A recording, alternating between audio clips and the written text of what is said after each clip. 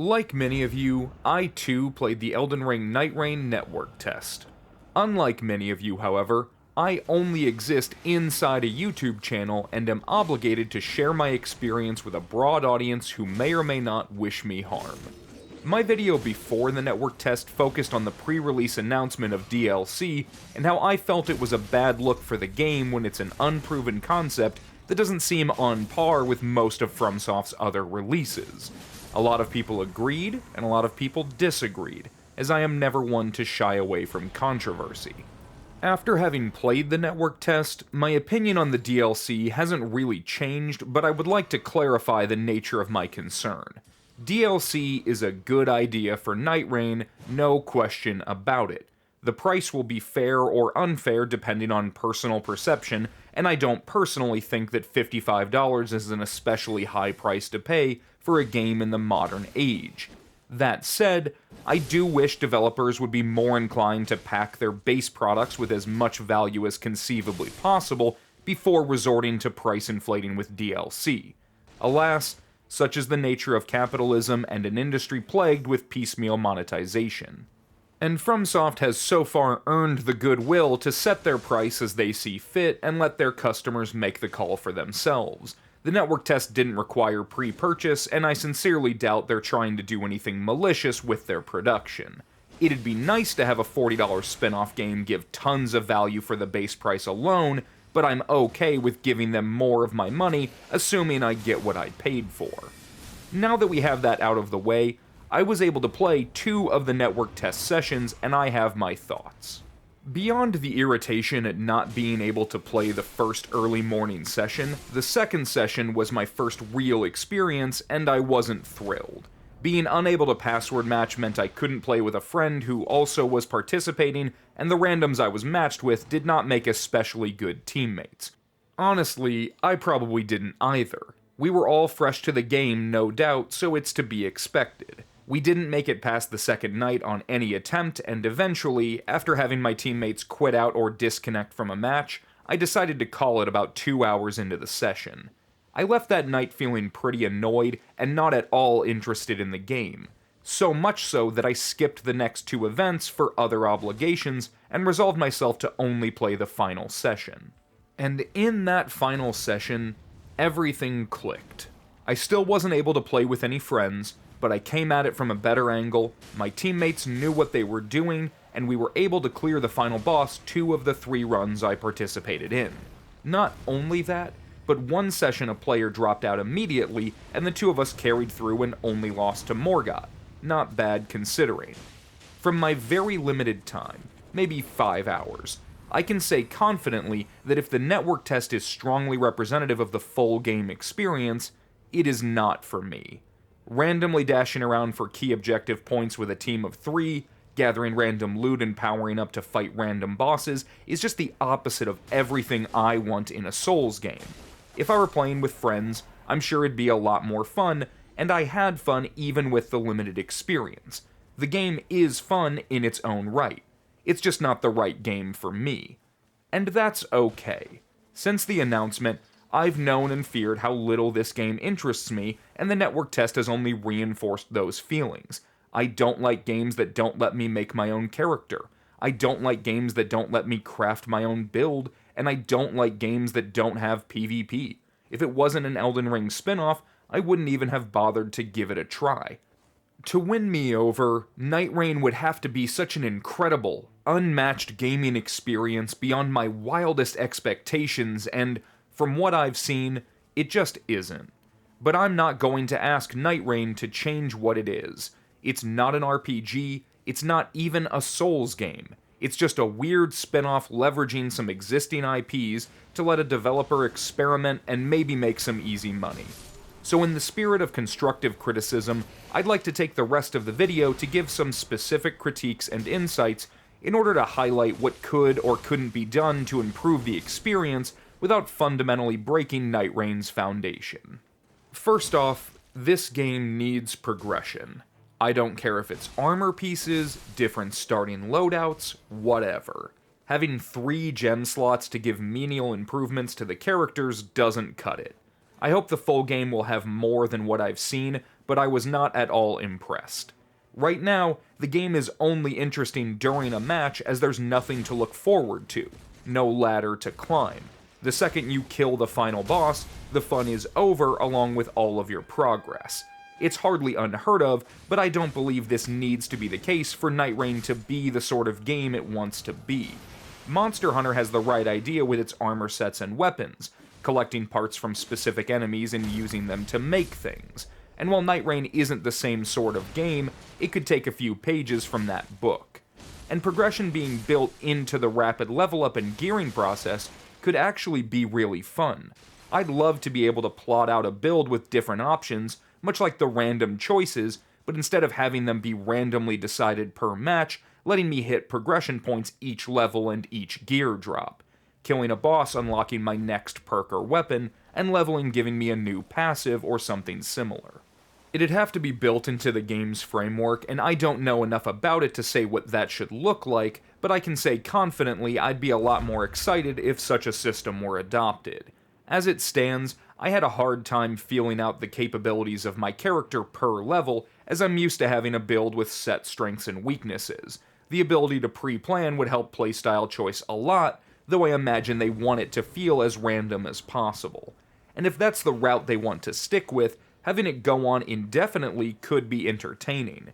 If I was basically fighting horde mode style and actually surviving as long as possible, there's a real value proposition in that, assuming it doesn't get really stale really quickly. My second suggestion would be to let me make my own fucking character. I think the options they have are plenty cute and get the job done fine, but my god, would it be way better if I could just use those characters as classes while using a custom look. I guess the skins might get the job done when it comes to personal expression, but if they're entirely one-dimensional, as in every skin being a complete visual overhaul, then that doesn't really speak to me as a player who values creative freedom. If you prefer the preset characters and hate designing your own guy, leave me an angry comment down below. Souls games have such a rich backlog of armor designs that to have this fan service game that's incorporating elements from all over the series completely ignore those options is heresy. Where's my Black Iron set? Or Velstadt set? Or Yharnam set from Soft? It's a real missed opportunity to boil away all the player expression aspects of Souls games and only keep the bosses in spectacle. I suppose if the goal is to make players feel as rushed as possible, giving them less to look at or fuss over serves that agenda, though I can't say I'm a fan. People tend to underestimate the value of character creation and customization when they don't value it themselves. Cosmetics might seem arbitrary to someone only interested in mechanical gameplay, but let me tell you, proper customization frames all other aspects of the game in a much more favorable light. When you can express yourself personally through the visuals of a character, it helps you take on a sense of immersion and ownership that enhances all of that character's actions. Preset characters can never fully capture that sense of personal expression, no matter how well made.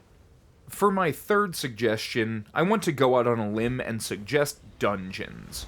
I know the map is supposed to be procedurally generated and retain Elden Ring's open field approach, but speedrunning a dungeon would be much more appealing.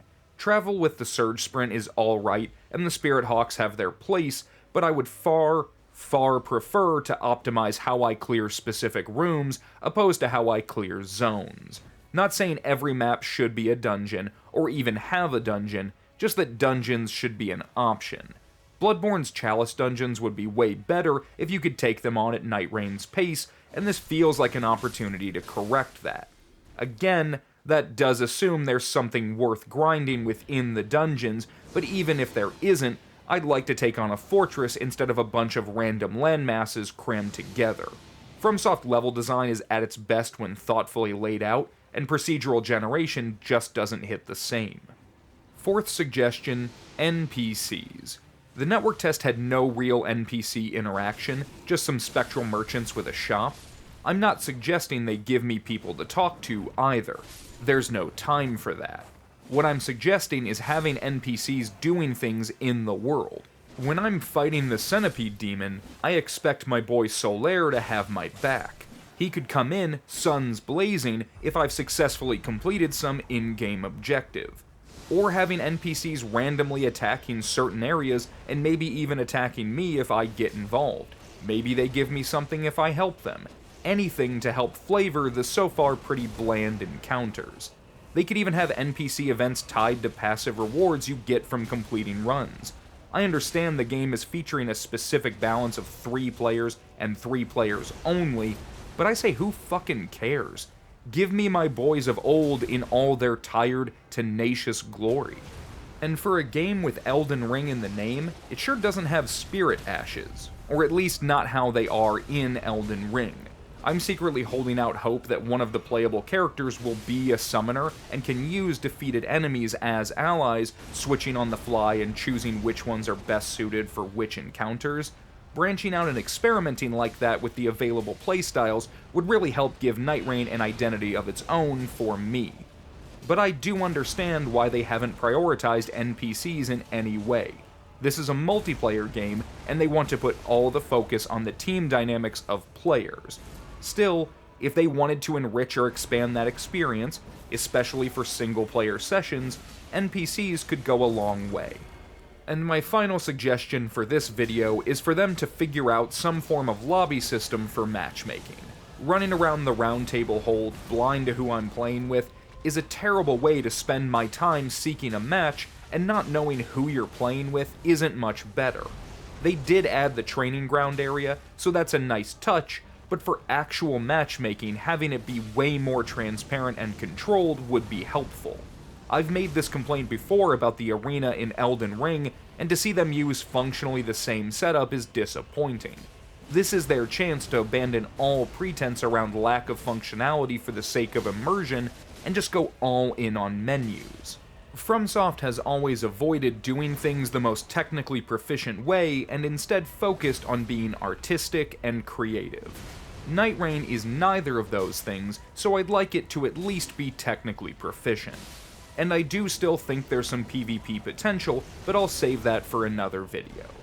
For now, the network test has convinced me that Nightreign is a decently fun game that feels pretty aimless. It does one thing alright, and if you like both Souls combat and multiplayer, it's probably worth a shot. If you like Souls games for all the things not included in Nightreign, I doubt there's going to be enough to balance that scale. Nothing is screaming to me that Nightreign wants to hold my attention for more than maybe 20 or 30 hours, a few weekends with friends, and I suppose that's fair enough. It's not what I've come to expect or cherish about From Software, but hey, I've seen worse attempts at cash grabs. I'd rank the network test above Slop, but far below a serious standalone game. It's a gimmick mode for a beloved series with a ton of missed opportunities. And it might have some hidden potential once we get the full release, especially if they want to listen to my very good suggestions, but I'm not holding my breath. FromSoft does things their own way, for better or worse. If you played the network test or just have some hot takes on Nightreign, I'd love to hear from you in the comments. They haven't said anything about another test, so it's looking like it'll be May 30th before we get another hands-on look at the game. Like the video if you liked it, dislike it if you want to hurt my feelings, and subscribe for more content. Until next time, thank you for watching.